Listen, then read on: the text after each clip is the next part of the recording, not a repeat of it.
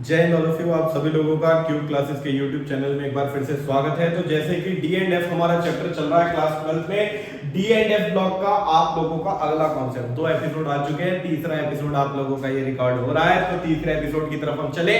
आप लोगों को मैंने डी ब्लॉक एलिमेंट्स करा रहा हूं अभी, जिसमें रीजनिंग कराई है, काफी हद तक हमारी कंप्लीट हो गई है। एक ऑक्सीडेशन स्टेट की डिटेल्स बची है और फिर हमारा डी ब्लॉक को खत्म करने के लिए K2Cr2O7 और K1O4 ये दो कंपाउंड्स पढ़ने हैं। मतलब हमारा D block almost wind up होने वाला है और एफ ब्लॉक बचा है। तो 2 एपिसोड और सीरीज खत्म, फिर अगला चैप्टर, अगले एपिसोड, अगली सीरीज, मजा आएगा। तो आप लोगों को यहाँ पे डी ब्लॉक एलिमेंट्स में K2Cr2O7 की प्रिपरेशन और KMnO4, भाई बेसिकली आपको डी ब्लॉक के 2 एलिमेंट्स क्रोमियम और मैंगनीज के कंपाउंड्स के ऊपर क्वेश्चन आएंगे। इन्हें बनाने के तरीके और इनका केमिकल नेचर, ये आगे केमिकली कैसे रिएक्ट करते हैं, इनकी स्ट्रक्चरल डिटेल भी पूछी जाएगी और कलर भी पूछा जाएगा। तो सबसे पहले प्रिपरेशन, देखो ये 5 रिएक्शन है जो बैलेंस फॉर्म में सीक्वेंस में याद करनी है, इसका कोई अल्टरनेटिव नहीं है।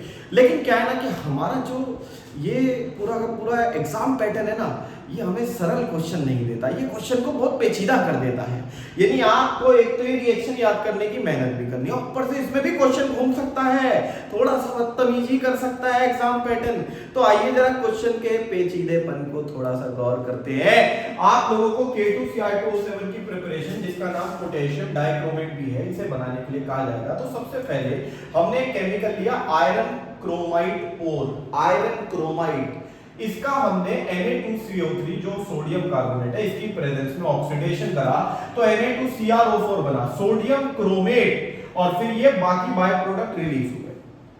अब यही सोडियम क्रोमेट एसिडिक एनवायरनमेंट में सोडियम डाइक्रोमेट में कन्वर्ट होता है और हमें बनाना था पोटेशियम डाइक्रोमेट। तो लास्ट में डबल डिस्प्लेसमेंट रिएक्शन कराई और डबल डिस्प्लेसमेंट रिएक्शन कराने से K2Cr2O7 पोटेशियम डाइक्रोमेट मिल गया, जो हमें मेनली चाहिए था। तो ये 3 रिएक्शन इसी सीक्वेंस में प्रॉपर बैलेंसिंग के साथ याद करनी है। क्वेश्चन कहां घूमेगा, आप लोगों से कोई ये कहे कि हमारे पास क्रोमाइड ओर है, क्रोमाइड ओर, क्रोमाइड ओर जो होता है, एक मिनट, ये पूरा ही ब्रैकेट में आएगा, ये होता है Cr2O4 2 नेगेटिव। भाई बेसिकली मैं इसमें से आयरन हटा रहा हूं क्योंकि कोई भी मेटल, अभी हमें क्वेश्चन में आयरन क्रोमाइड ओर दे रखा है, लेकिन हो सकता है क्वेश्चन थोड़ा सा घुमा दे, नाम बदल दे, वो आयरन की जगह कोई और मेटल दे दे। यानी आप क्रोमाइड पे फोकस करो, मेटल बदलने से रिएक्शन में बस Fe की जगह वो मेटल आ जाएगा, लेकिन क्रोमाइड ओर का पैटर्न सेम रहेगा। इसे हमने Na2CO3 की प्रेजेंस में ऑक्सीडाइज करा, यानी पहला स्टेप है क्रोमाइड ओर का ऑक्सीडेशन करना, जिससे CrO4 2 नेगेटिव बनता है, क्रोमेट ओर, क्रोमेट ओर, ये क्रोमेट ओर है। तो इसका मतलब अगर कोई आपसे ये कहे क्रोमाइड ओर से क्रोमेट ओर बना के दिखाओ, वो आपसे ये नहीं कह रहे K2Cr2O7 की प्रिपरेशन करो, क्रोमाइड ओर से क्रोमेट ओर बना के दिखाओ, तो बस ये पहली रिएक्शन परफॉर्म करनी होगी, दैट्स ऑल। समझ में आ गई बात? तो पेचीदापन इतना ही है, बस नाम के साथ खिलवाड़ कर देंगे, समझे जाने। अब क्रोमेट ओर से आगे बढ़ना है, तो क्रोमेट ओर को H+ एसिडिक एनवायरनमेंट से रिएक्ट कराया गया सोडियम डाइक्रोमेट बनाने के लिए। तो यदि मैं इसमें H+ डाल दूं, यानी pH <7 क्रिएट कर दूं एसिडिक एनवायरनमेंट, तो क्रोमेट से डाइक्रोमेट बनता है, Cr2O7 2 नेगेटिव डाइक्रोमेट और बनता है। इसका अर्थ ये हो गया कि अगर बेसिक pH हो, बेसिक pH हो, pH > 7, तो ये रिएक्शन पलटी जा सकती है। तो अगर आपसे कोई ये कहे कि डाइक्रोमेट को बेसिक एनवायरनमेंट में डाल दो, OH आयन के कांटेक्ट में लाओ, या pH 7 से ज्यादा बढ़ा दो, तीनों में से कोई सी भी पॉसिबिलिटी का क्वेश्चन हो, ये सेकंड वाली इक्वेशन पलट के लिख देना, इसे बना देना रिएक्टेंट, इसे बना देना प्रोडक्ट, दैट्स ऑल। हाँ, अब मैं आपसे कह रहा था बदतमीजी होगी। ये रिएक्शन सोडियम मेटल के रिस्पेक्ट में है। उन्होंने कहा हमने पोटेशियम डाइक्रोमेट में बेसिक एनवायरनमेंट क्रिएट करा, तब क्या होगा, तब इस पूरी इक्वेशन में Na की जगह K लिखो और रिवर्स कर दो, दैट्स ऑल। लास्ट में सोडियम डाइक्रोमेट पोटेशियम डाइक्रोमेट में कन्वर्ट हुआ है, इस रिएक्शन के ऊपर अलग से क्वेश्चन नहीं आएगा। आगे चलते हैं। KMnO4 की रिएक्शन की अगर मैं बात करूं, तो KMnO4 की preparation potassium permanganate, potassium permanganate की प्रिपरेशन में आप लोगों को 2MnO2 4KOH + O2 ये वाली रिएक्शन दी गई। तो बेसिकली MnO2, जिसका नाम पायरोलुसाइड और भी है, तो इसको भी क्वेश्चन में नाम के जरिए घुमाया जा सकता है। पायरोलूसाइड ओर आप इसको KOH की प्रेजेंस में ऑक्सीडाइज कर रहे हैं तो K2MnO4 बन रहा है, जिसे MnO4 2- भी लिख सकते हैं, जिसे मैग्नेट ओर कहा जाता है, मैग्नेट ओर कहा जाता है। फिर इस मैग्नेट ओर को हम एसिडिक एनवायरनमेंट में पर मैग्नेट में कन्वर्ट कर रहे हैं और थोड़ा सा पायरोलूसाइड भी निकल के आता है। मतलब आप इसमें acidic environment pH less than 7 create करो तो अगेन MnO4- पर मैग्नेट और तैयार हो जाएगा। लेकिन मैंने अगर बेसिक एनवायरनमेंट क्रिएट करा, pH ग्रेटर देन 7 क्रिएट करी, तब ये रिएक्शन पलट के लिख देना, आपका काम हो गया। तो आप इस बात का ध्यान रखें कि क्वेश्चन में आप लोगों को जरूरी नहीं वो रिएक्शन स्ट्रेट फॉरवर्ड दे, वो नाम लिख के दे सकते हैं। हाँ, बहुत सारे बच्चे ना गलती है बच्चे, जब मैं समझाता हूं, जब आपको क्वेश्चन में क्रोमाइट ओर से क्रोमेट ओर बनाओ, वो ये लिख देते हैं, ये आंसर नहीं है, ये इसी रिएक्शन को लिखना है क्रोमाइट से क्रोमेट में। मैंने बस बताया है कि क्वेश्चन क्रोमाइट से क्रोमेट में आया तो ये रिएक्शन इस्तेमाल में करनी है, मतलब ये एक शॉर्ट रिप्रेजेंटेशन है क्वेश्चन की। ये तो क्वेश्चन ही है मेरे बच्चों, ये आंसर होगा, ध्यान रखना। क्रोमाइट से क्रोमेट में ये रही रिएक्शन, क्रोमेट से डाइक्रोमेट में ये रही। बेसिक एनवायरनमेंट में इसका रिवर्स लिखना है, मतलब आंसर में यही रिएक्शन इस्तेमाल करनी है, चाहे वो डायरेक्ट इनकी प्रिपरेशन मांगे, चाहे वो आप लोगों से नाम के जरिए क्वेश्चन बोले। क्लियर हो गई बात? मींस ये आप लोगों को क्वेश्चन समझाने के लिए एक रिप्रेजेंटेशन दी गई है, ये आंसर नहीं, आंसर तो यही रिएक्शंस होंगी, इस बात का ध्यान रखना। अब हमारे पास K2Cr2O7 और KMnO4 में प्रिपरेशंस के अलावा इनकी केमिकल प्रॉपर्टीज या के रिएक्ट कैसे करते हैं ये हमें और जानना है, जिसमें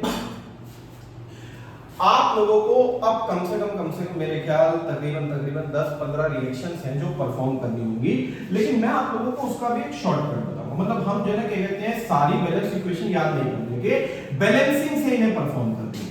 भाई आप लोगों को क्लास 11th में रिडॉक्स में बैलेंसिंग सिखाई गई थी, दो method, short method, long method. उसमें शॉर्ट मेथड में आपको बेसिकली रिपीट करा रहा हूं, तो उससे आप लोगों के क्वेश्चंस हो जाएंगे। मींस अब बची हुई रिएक्शंस अनबैलेंस्ड याद करेंगे और बैलेंसिंग परफॉर्म करेंगे। ये दोनों ही केमिकल्स ऑक्सीडाइजिंग एजेंट होते हैं, जिसमें Cr2O7 2 नेगेटिव, यानी हमारा जो पोटेशियम डाइक्रोमेट है ये खुद Cr3+ में कन्वर्ट होता है, बदले में I नेगेटिव को I2 में ऑक्सीडाइज कर देता है, H2S को सल्फर में, Fe2+ को Fe3+ में और Sn2+ को Sn4+ में। वो आप लोगों को इसका इस्तेमाल करने के लिए कहेंगे, इनमें से किसी का भी ऑक्सीडेशन करने के लिए। जैसे पहला क्वेश्चन आया, पोटेशियम डाइक्रोमेट का इस्तेमाल करके आप आयोडाइड आयन का ऑक्सीडेशन करो, आयोडाइड आयन से इनकी रिएक्शन कराओ। तो आयोडाइड आयन ये है, मतलब वो इस तरीके से वर्बली क्वेश्चन देंगे, तो आपको इन दोनों को तो रिएक्टेंट बना देना है, यानी आप ये हिस्सा रट के रखो और अनबैलेंस फॉर्म में याद होने के बाद बैलेंसिंग करी जाएगी I नेगेटिव के साथ। फिर यहां पे Cr3+ और I2, आपने दोनों रिएक्शन के प्रोडक्ट एक साथ लिख दिए, जिसमें आप जब बैलेंसिंग करते हो तो बैलेंसिंग के सारे रूल्स बहुत गौर से सुनना मेरे बच्चों। हर बैलेंस इक्वेशन में आपको दो मेन एलिमेंट्स दिए जाएंगे। जो दो मेन एलिमेंट्स आपको दिए जाएंगे वो होंगे यहां पे ऑक्सीजन हाइड्रोजन से डिफरेंट, क्योंकि एक का ऑक्सीडेशन होगा और दूसरे का रिडक्शन। ऑक्सीजन हाइड्रोजन से डिफरेंट दो एलिमेंट्स आपके मेन एलिमेंट होंगे, जो कि साफ दिख रहा है क्रोमियम और आयोडीन है। अब इनको आप लोगों ने आपस में रिएक्ट कराना है, दो मेन एलिमेंट्स मिल गए हैं। पहला काम होता है मेन एलिमेंट की गिनती बैलेंस करो। यहां दो क्रोमियम है तो इधर भी दो क्रोमियम होने चाहिए, और इधर दो आयोडीन है तो इधर भी दो आयोडीन होने चाहिए, और ऐसे हमारी ये वाली इक्वेशन में मेन एलिमेंट्स की गिनती बैलेंस हुई है। अब करना है चार्ज। अच्छा, आप क्रोमियम का चार्ज निकालो, x मान के, दो क्रोमियम है, ऑक्सीजन का -2 होता है, 7 ऑक्सीजन है और टोटल पे -2 है, तो 2x की वैल्यू सॉल्व होके +12 आ जाएगी, यानी दो क्रोमियम का कंबाइंड चार्ज +12 है मेरे बच्चों। क्लियर हो गई बात? अब आप x +6 कर सकते हो, कोई दिक्कत नहीं है, लेकिन आपको जब क्रोमियम 2 दे रखे हैं रिएक्शन में और आप रिएक्शन बैलेंस कर रहे हो तो चार्ज भी दो क्रोमियम का बैलेंस होगा, तो इसका मतलब आप दो क्रोमियम का चार्ज ही कंसीडर करोगे। अच्छा, यहां एक आयोडीन का -1 है तो दो आयोडीन का -2। भाई देखो ये था I नेगेटिव, मतलब एक आयोडीन का -1 था, और आयोडीन डबल हुआ तो चार्ज भी डबल हो गया। यहां दिख रहा है एक क्रोमियम पे +3 था और क्रोमियम डबल हुए तो चार्ज भी डबल हो गया, और यहां आयोडीन अपने से ही जुड़ा है, किसी और एलिमेंट से नहीं, कोई चार्ज नहीं, तो इधर चार्ज 0 होगा। अब इस रिएक्शन में क्रोमियम जब रिएक्ट कर रहा है तो +12 से +6 में 6 यूनिट्स का बदलाव है और आयोडीन में 2 यूनिट्स का बदलाव है। तो यहां पे आप लोग साफ देख सकते हैं कि एक एलिमेंट ने 6 इलेक्ट्रॉन गेन करे हैं, दूसरे ने 2 लूज करे हैं। तो इसका मतलब ये हो गया कि चार्जेस जो है ना वो बराबर नहीं चल रहे हैं। भाई एक रिएक्शन में जितने इलेक्ट्रॉन गेन हो उतने ही लूज हो, पर ऐसा कैसे हो गया 6 गेन 2 लूज? सर मैच ही नहीं बैठ रहा, यही तो मैच करना है। तो पहला काम था मेन एलिमेंट की गिनती बैलेंस करना, दूसरा काम होता है मेन एलिमेंट का चार्ज। और चार्ज बैलेंस करने में हम ये नहीं कहते कि इधर +12 है क्रोमियम का तो यहां भी +12 हो, नहीं। अगर क्रोमियम ने रिएक्शन के दौरान 6 इलेक्ट्रॉन गेन करे तो दूसरे को 6 लूज करने पड़ेंगे।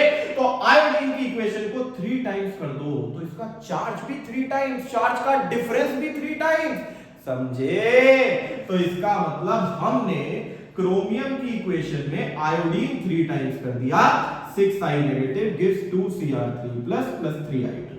अब जब आप लोगों ने इतना काम कर दिया है तो लास्ट में ऑक्सीजन हाइड्रोजन बैलेंस करना है।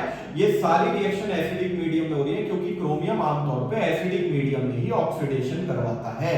तो इसका मतलब एसिडिक एनवायरनमेंट चल रहा है और एसिडिक मीडियम में एक चीज कही जाती है कि यदि ऑक्सीजन कम हो तो उधर वाटर डाल देना और अगर कहीं हाइड्रोजन कम हो तो उधर H+ डाल देना। मतलब जहां ऑक्सीजन कम है वहां वाटर डाल के ऑक्सीजन बैलेंस होगा और जहां हाइड्रोजन कम है वहां H+। और याद रखना पहले ऑक्सीजन फिर हाइड्रोजन, स्टेप्स मत भूलना।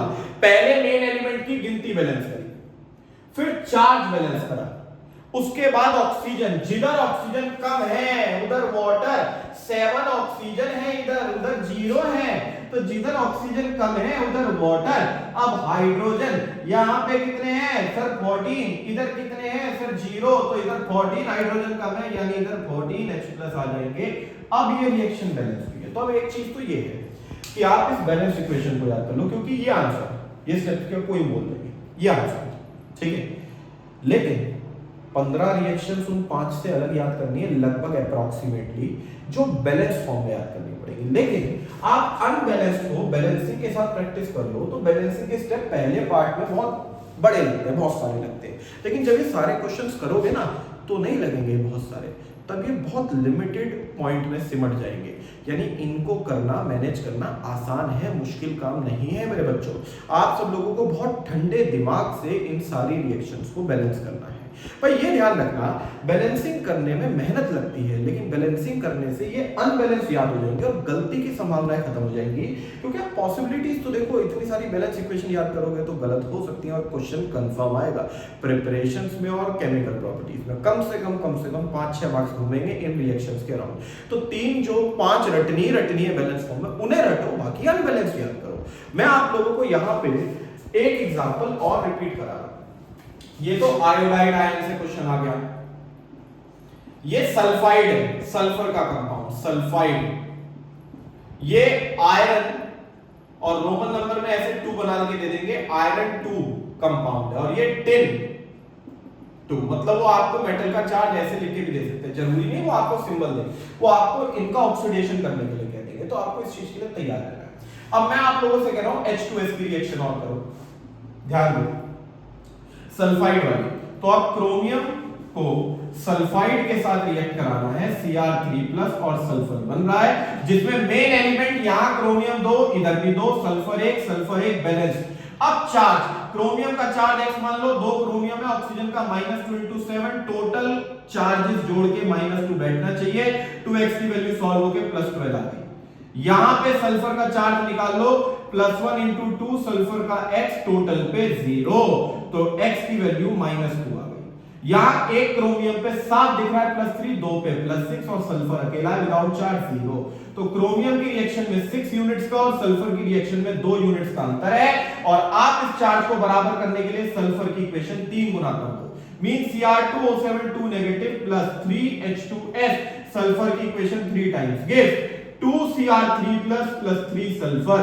और ऐसे आप लोगों का मेन एलिमेंट का काउंट बैलेंस हो गया। वही स्टेप्स मैंने दोहराए हैं। अब एसिडिक मीडियम में ही चल रहा है, जिधर ऑक्सीजन कम है उधर वाटर ऐड कर दो। राइट साइड 7 ऑक्सीजन कम थे, हाइड्रोजन गिनो, राइट में 14 है और लेफ्ट में देखो 6 है, तो इधर 8 हाइड्रोजन की कमी है, मतलब इधर 8H+ आ जाएंगे और आपकी रिएक्शन बैलेंस्ड हो गई। इसी तरीके से KMnO4 की भी है। तो आप लोगों को मैं ये सारे आंसर्स कल डिटेल में लिख के दूंगा, लेकिन आज के लिए आप लोगों को मैं यहाँ क्वेश्चंस लिख के दे रहा हूं जो आप लोगों ने यहाँ पे घर पे प्रैक्टिस करने होंगे बहुत तसल्ली से। MnO4 बेसिक मीडियम में भी काम करता है, लेकिन मैं अभी आपको सिर्फ एसिडिक मीडियम वाले ही क्वेश्चन दे रहा हूं। MnO4 नेगेटिव Mn2+ में कन्वर्ट होता है एसिडिक मीडियम में, जिसमें जो 4 रिएक्शन आपने अभी अभी करी है वो तो रहेंगी, ये वाली रिएक्शन तो रहेंगी। इसके अलावा यहां पे ये NO2- नाइट्राइट आयन को नाइट्रेट आयन में कन्वर्ट करता है, और इसके अलावा सल्फर डाइऑक्साइड को सल्फेट आयन में, सल्फाइड को सल्फेट में, और ऑक्सलेट C2O4 को कार्बन डाइऑक्साइड में। तो आप लोगों को ये सारी रिएक्शंस करनी है, फिर 2 बेसिक मीडियम के कल एक एक आंसर लिख के दूंगा वीडियो में, और सारे के सारे आप लोगों को जो बेसिक मीडियम वाले दोनों क्वेश्चन है वो भी कराऊंगा। लेकिन इन रिएक्शंस को अच्छे से प्रैक्टिस करना, आप अपनी तरफ से सारे आंसर्स अपने निकाल के रख लो, और फिर मैच करना, ज्यादा से ज्यादा मैच होने चाहिए इन्हीं कॉन्सेप्ट्स के साथ। वही बेसिक रूल्स सब रिपीट करने हैं भाई। यहां Mn के साथ सारी बैलेंस करनी थी, वहां क्रोमियम के साथ करनी थी। इन्हें प्रैक्टिस करो, ये अभी बड़ा दिख रहा है पर प्रैक्टिस करो, भरोसा रखो, सब आसानी से हो जाएगा। समझ में आ गई बात? 5 रिएक्शन ही रटनी है, इनमें मेहनत नहीं है, इनमें आप लोगों की नॉलेज है। जस्ट क्लियर हो गई बात? तो आप सब लोग चैनल से जुड़े रहिए, ज्यादा से ज्यादा चैनल को लाइक, सब्सक्राइब, शेयर, कमेंट से नवाजिए, और हम यहाँ पे आपके लिए और अच्छे कॉन्सेप्ट्स लेके आएंगे। बने रहिएगा क्यू क्लासेस के साथ, आपके अपने तक सर आपको केमिस्ट्री सिखाते रहेंगे। जय हिंद ऑल ऑफ यू।